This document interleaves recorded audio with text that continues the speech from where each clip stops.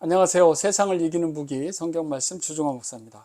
하나님께서 오늘 우리에게 아주 귀한 꿀팁, 복을 이어받는 교훈을 주시는데요. 다른 사람에게 복을 빌어주는 것, 그것을 한자말로 축복 이렇게 얘기합니다. 복은 우리가 주는 게 아니죠. 그러나 우리가 하나님께 복을 비는 것, 기도하는 것이죠. 다른 사람을 위해서 우리가 간구하고 기도하는 것, 복을 주십시오라고 하는 것, 그렇게 하는 것이 하나님께서 그 빌어준 사람에게 복을 주신다, 이런 약속의 말씀을 하시거든요. 우리 남의 말 하면서 살잖아요. 얼마나 실수하기 쉬워요. 정말요. 잠깐 우리가 영적으로 딱 마음을 붙들지 않으면 어느 순간 정말 다른 사람 험담하고 다른 사람의 그 잘못된 것에 대해서 우리가 뭐 정말 좋지 않게 그렇게 이야기하고 또 합세하고 공감하고 또 그런 일들을 하는 것 같아요. 그 끝 마무리는 뭐 늘 마음이 불편하죠. 성령이 함께 하시기 때문에 하나님의 가르침과는 어긋나는 것이기 때문에 그렇지 않을까 싶어요. 잠언 18장 8절에 보면 남의 말하기를 좋아하는 자의 말은 별식과 같아서 뱃속 깊은 데로 내려가느니라.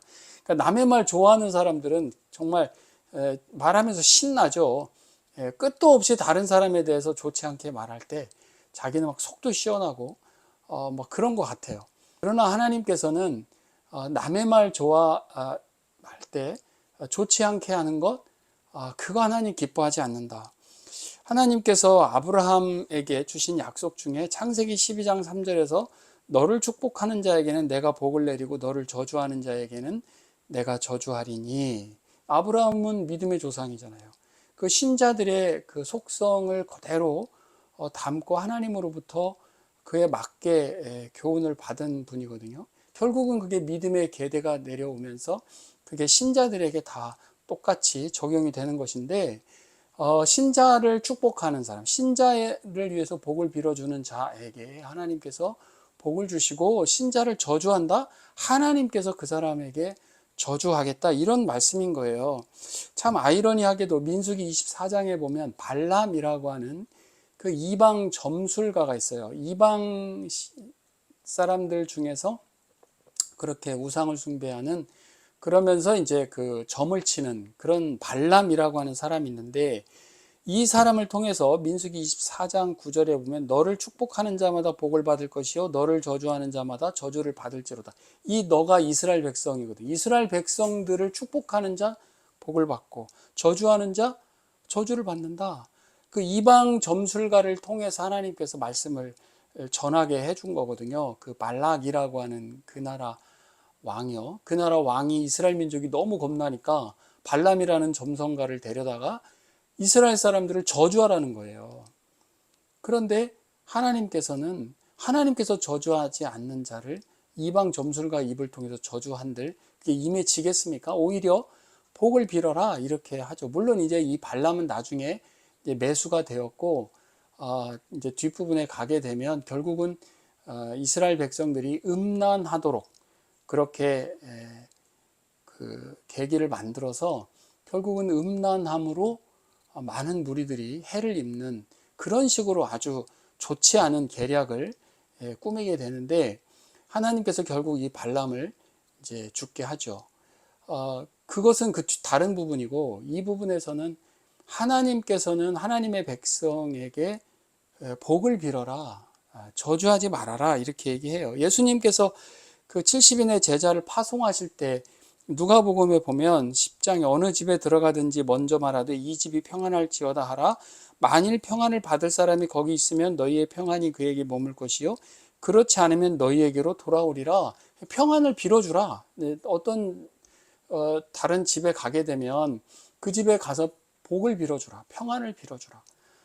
그런데 그 사람들이 뭐 거절하거나 뭐 내쫓아내거나 그것에 대해서 뭐 무가치하게 여긴다면 하나님께서는 그 복을 빌어주는 그 당사자에게 돌아오게 하겠다라고 얘기하죠. 베드로도 그런 표현해요.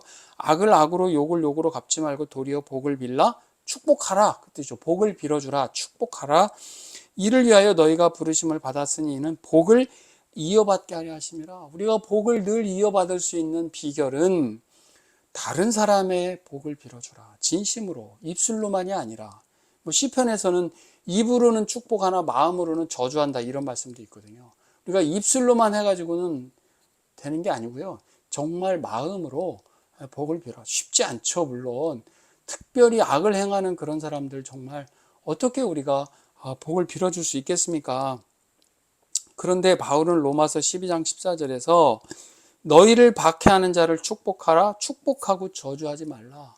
하나님께서는 우리 당신의 백성들이 입술을 잘 사용해서 복을 받기를 원하는 것이지, 자칫 그렇게 저주하는 곳에 그 입술을 사용해서 좋지 않은 것이 돌아오지 않도록 하나님께서는 우리에게 예방책으로 말씀해 주신 것이죠. 시편 109편 17절에 보니까 그가 저주하기를 좋아하더니 그것이 자기에게 임하고 축복하기를 기뻐하지 아니하더니 복이 그를 멀리 떠났다. 저주하기를 좋아하고 다른 사람 축복하는 거 별로 안 좋아하고 그런 것을 때 복이 그 사람에게서도 멀리 떠나게 된다. 하나님 말씀입니다, 이것은.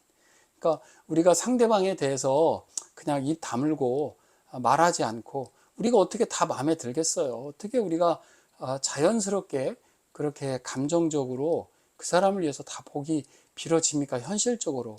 우리가 그 정도 어떤 정말 주님의 마음으로 성화되는 그 거룩되어 가는 그 과정을 우리가 추구하는 것이지, 과정 가운데서는 사실 그게 쉬운 일은 아니란 말이죠.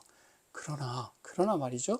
저주하지 말고 도리어 복을 빌어주는, 왜? 우리를 위해서, 우리 당사자를 위해서 하나님께서 그렇게 말씀하신 것이다라는 것이죠. 우리 신자에게 합당한 그 마음, 합당한 입술, 그것은 다른 사람들에 대해서 말을 좋게 하고 다른 사람을 위해서 복을 빌어주는 그러한 것이 하나님께서 우리에게 정말 원하는 것이다. 그래야 하나님께서 우리에게 그 복이 이어지도록 우리에게 주시는 것이다.